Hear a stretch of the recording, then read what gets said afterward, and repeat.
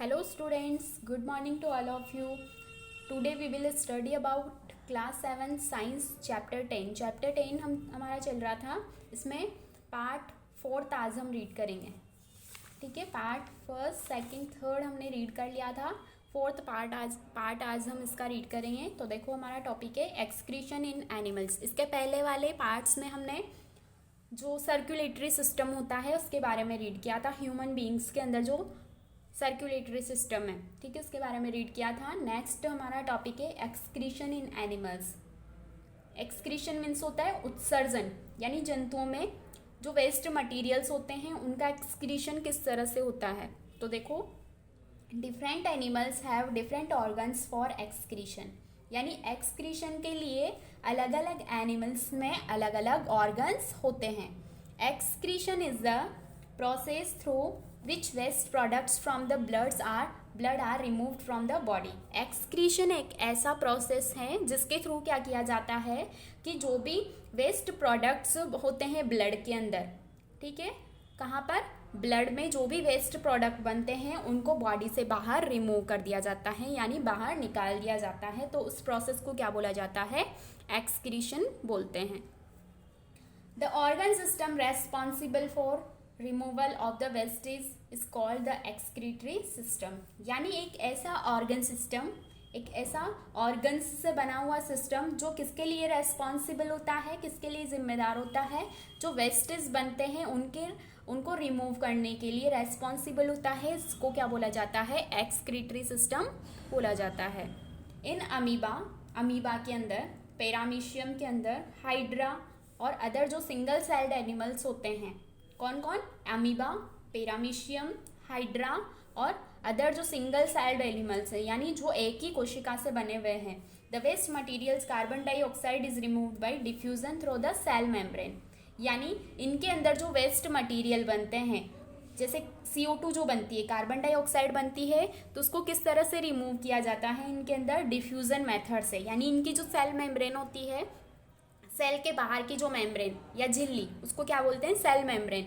तो इनके अंदर एक ही सेल होती है और उस सेल के बाहर जो सेल मेम्ब्रेन होती है उसी से डिफ्यूजन के मेथड से क्या किया जाता है, वेस्ट मटेरियल को रिमूव किया जाता है. डिफ्यूजन क्या होता है, यानी जिधर ज़्यादा होगी मात्रा उधर से किधर की तरफ जाएगा कोई भी मटेरियल, कम मात्रा की तरफ, ठीक है.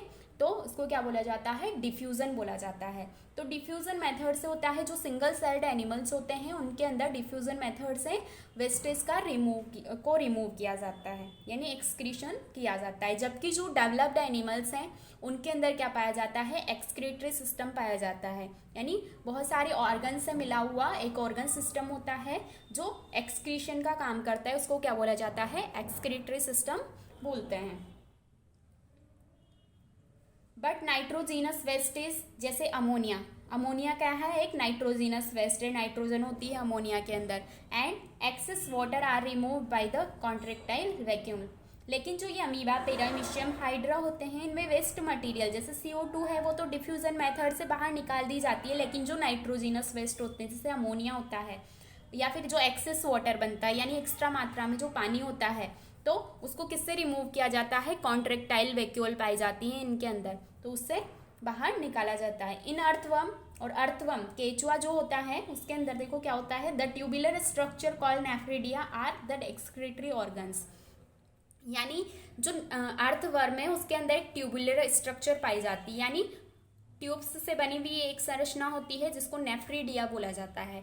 और ये नेफ्रिडिया जो होता है ये इनमें एक्सक्रीटरी ऑर्गन का काम करता है, यानी वेस्ट मटेरियल्स को बाहर निकालने का काम करता है. In addition to nephridia, the moist skin of earthworm also act as an excretory organ. और नेफ्रिडिया के साथ ही इनकी जो मोइस्ट स्किन होती है, केंचुओं को देखा होगा आपने, इस तरह के होते हैं, ठीक है, गीली मिट्टी में पाए जाते हैं, यानी नमी वाली जगह पे पाई जाती है. और इनकी जो स्किन होती है ना वो भी मॉइस्ट होती है, नमी वाली होती है. तो इनकी जो मॉइस्ट स्किन होती है ना वो भी एक्सक्रीटरी ऑर्गन की तरह ही काम करती है, ठीक है. जैसे ये अमीबा इस तरह का होता है, यहाँ पे डायग्राम्स भी दिए हैं. अमीबा, ये हाइड्रा है और ये अर्थवर्म. नेक्स्ट है एक्सक्रीशन इन ह्यूमन बींग्स. अब एनिमल्स का हमने देख लिया कि किस तरह से एनिमल्स में होता है. तो जो लोअर जो एनिमल्स हैं उनके अंदर सेल मेम्ब्रेन से या कुछ अलग मेथड से हो जाएगा, कुछ स्पेशल ऑर्गन पाया जाएगा। जबकि जो डेवलप्ड एनिमल्स होते हैं उनके अंदर एक्सक्रीटरी सिस्टम पाया जाता है। नेक्स्ट है एक्सक्रीशन इन ह्यूमन बीइंग्स, यानी जो मनुष्य है उसमें एक्सक्रीशन किस तरह से होगा। The excretory system of human beings collect the liquid wastage of the body and helps it get rid of them. यानी जो एक्सक्रीटरी सिस्टम होता है ह्यूमन बीइंग्स का, वो जो लिक्विड वेस्ट होते हैं बॉडी में, जो लिक्विड वेस्ट बनते हैं उनको कलेक्ट करता है एक्सक्रीटरी सिस्टम और उनको बाहर निकालने में हेल्प करता है। The excretory system of human beings consist of following main organs: kidneys, ureters, urinary bladder and urethra. यानी किसी भी ह्यूमन बीइंग्स का जो एक्सक्रीटरी सिस्टम होता है तो वो कुछ मेन ऑर्गन्स उसमें पाए जाते हैं, कुछ मुख्य अंग उसमें पाए जाते हैं। कौन कौन से होते हैं देखो, किडनीज होती है, यूरेटर्स होता है, यानी किडनीज 2 होती है, पेयर में होती है, यूरेटर भी पेयर में होता है यानी 2 होंगे। यूरिनरी ब्लैडर होता है एक, और एक यूरेथ्रा होता है। ठीक है। In human beings excretion is carried out mainly by the urinary system of the body. यानी जो ह्यूमन बीइंग्स में जो एक्सक्रीशन मेनली जो होता है ना, वो किससे होता है, यूरिनरी सिस्टम से होता है। यानी बॉडी के अंदर यूरिनरी सिस्टम पाया जाता है जिससे एक्सक्रीशन कैरी आउट होता है। Most of the waste is removed in the form of urine. यानी ह्यूमन बीइंग्स के अंदर जो मोस्ट ऑफ द वेस्ट है, यानी ज़्यादा मात्रा में जो वेस्टेज बनते हैं वो किस फॉर्म में रिमूव किए जाते हैं, यूरिन की फॉर्म में रिमूव किए जाते हैं। Urine consist of 95% water, 2.5% urea and 2.5% other waste products. यानी कि जो यूरिन होता है, यूरिन मीन्स मूत्र, ठीक है। जो यूरिन होता है वो किस किस से मिलकर बना होता है, तो उसमें 95% तो क्या होता है, वाटर होता है, ठीक है, और 2.5% क्या होता है, यूरिया होता है, और 2.5% में अदर वेस्ट प्रोडक्ट्स होते हैं। A normal adult human being excretes about 1.5 liters urine per day। और जो नॉर्मल एडल्ट ह्यूमन होता है, यानी एक स्वस्थ जो मनुष्य होता है, वो एक दिन में कितना यूरिन एक्सक्रीट करता है, 1.5 लीटर यूरिन एक्सक्रीट करता है। ठीक है। तो ह्यूमन बींग्स के अंदर जो एक्सक्रीटरी सिस्टम है उसके मेन ऑर्गन्स कौन कौन से हैं, kidneys, ureter, urinary bladder and urethra. ठीक है। और जो यूरिन होता है वो किस किस से मिलकर बना होता है, यानी क्या कॉन्स्टिट्यूट होते हैं इसके अंदर, 95% तो वाटर होता है, 2.5% यूरिया होता है, और 2.5% में अदर वेस्ट प्रोडक्ट्स होते हैं। और एक normal adult human per day कितना यूरिन एक्सक्रीट करता है, 1.5 लीटर। ठीक है। नेक्स्ट पेज पे आ जाओ। अब हम ऑर्गन्स रीड करेंगे इसके। एक्सक्रीटरी सिस्टम में जो ऑर्गन्स होते हैं उनको रीड करेंगे। तो देखो, किडनीज, सबसे पहले जो मेन ऑर्गन है वो कौन सा है, किडनी है। The kidneys are dark red slightly flattened bean shaped organs. यानी जो किडनीज होती है वो कैसी होती है, डार्क कलर की होती है, डार्क रेड कलर की। देखो इसमें दिखाई हुई है डायग्राम में, डार्क रेड कलर की होती है, स्लाइटली फ्लैटेंड यानी चपटी होती है थोड़ी सी, बीन शेप्ड ऑर्गन है, ये बीन की तरह की होती है। They are located on each side of backbone just above the waist. और ये कहाँ पर पाई जाती है, वेस्ट मीन्स कमर, यानी कमर के जस्ट ऊपर की तरफ बैकबोन के दोनों साइड में पाई जाती है, यानी पेयर पाया जाता है। देखो, एक इधर की तरफ पाई जाती है, एक इधर पाई जाती है। Each kidney has about 1 million tiny filtering units called nephrons, which filter and remove the wastage from the blood। और प्रत्येक किडनी के अंदर क्या पाए जाते हैं, फिल्टरिंग यूनिट्स पाई जाती है, छोटी छोटी, यानी जो क्या करती है, फिल्टर करने का काम करती है। तो मिलियंस की संख्या में होती है ये फिल्टरिंग यूनिट्स, जिनको क्या बोला जाता है, नेफ्रॉन्स बोला जाता है। किसके अंदर पाई जाती है, किडनी के अंदर पाए जाते हैं नेफ्रॉन्स, जो क्या करते हैं, फिल्टर करते हैं और वेस्टेज जो भी होते हैं उनको रिमूव करते हैं। कहाँ से, ब्लड से। When the blood reaches the 2 kidneys it contains both useful and harmful substances. यानी जब जो ब्लड है वो कहाँ तक पहुँचता है, दोनों किडनीज तक पहुँचता है, तो इस ब्लड के अंदर कुछ तो यूजफुल सब्सटेंसेस होते हैं, यानी दोनों तरह के होंगे, यूजफुल भी होंगे और हार्मफुल सब्सटेंसेस भी होंगे। ठीक है। The useful substances are absorb back into the blood. और जो भी यूजफुल सब्सटेंसेस होते हैं यानी जो भी काम के पदार्थ होते हैं उनको वापस से ब्लड क्या कर लेता है, रीएब्जॉर्ब्ड कर लेता है, यानी वापस से पुनः अवशोषित कर लेता है। The wastage dissolve in water are removed as urine, और जो वेस्ट मटेरियल होता है वो पानी में घुल के उसको क्या कर दिया जाता है, बाहर रिमूव कर दिया जाता है, किसकी फॉर्म में, यूरिन की फॉर्म में। ठीक है, नेक्स्ट ऑर्गन है यूरेटर। देखो किडनीज सर की होती है, एक बार मैं रिवाइज कर देती हूँ, डार्क रेड कलर की होती है, बीन शेप्ड होती है।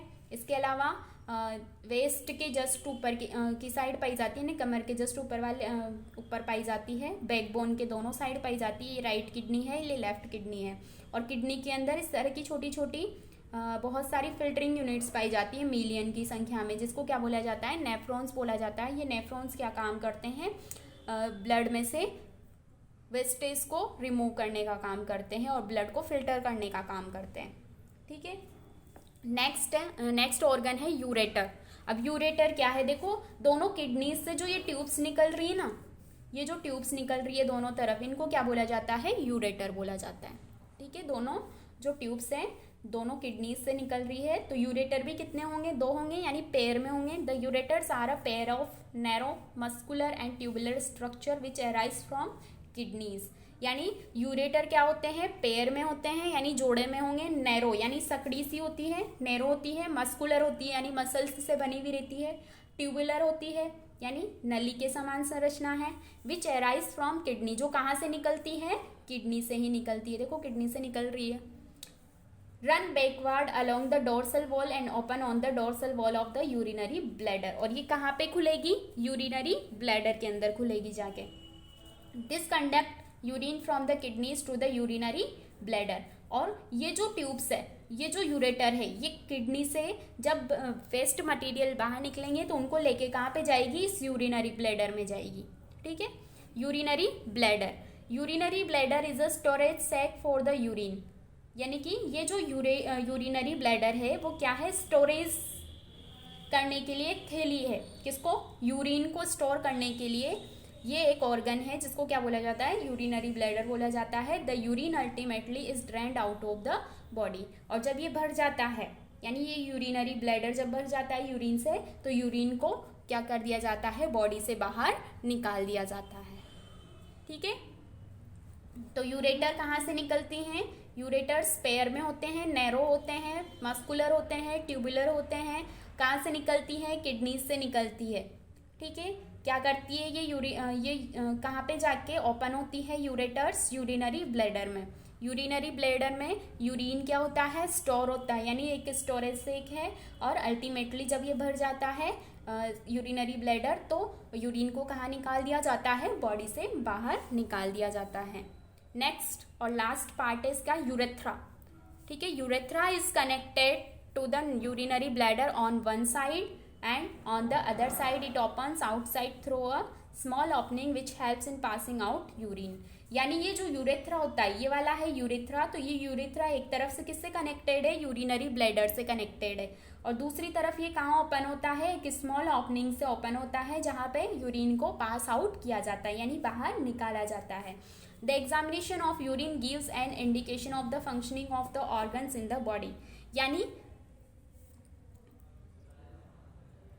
एग्जामिनेशन ऑफ यूरिन, यानी डॉक्टर हमें कभी बोलता है कि आपके यूरिन टेस्ट करना होगा। ठीक है, तो यूरिन टेस्ट को एग्जामिन करने का मतलब क्या है कि क्या इंडिकेशन है कि हमारी जो बॉडी ऑर्गन्स हैं वो अच्छी तरह से क्या नहीं कर रहे हैं, फंक्शन यानी काम नहीं कर पा रहे हैं। The doctors ask the patient to get urine test done in order to diagnose disease. यानी इसीलिए जो डॉक्टर होते हैं वो डिजीज को डायग्नोस करने के लिए, यानी डिजीज का पता लगाने के लिए पेशेंट को क्या बोलते हैं, यूरिन टेस्ट कराने के लिए बोलते हैं।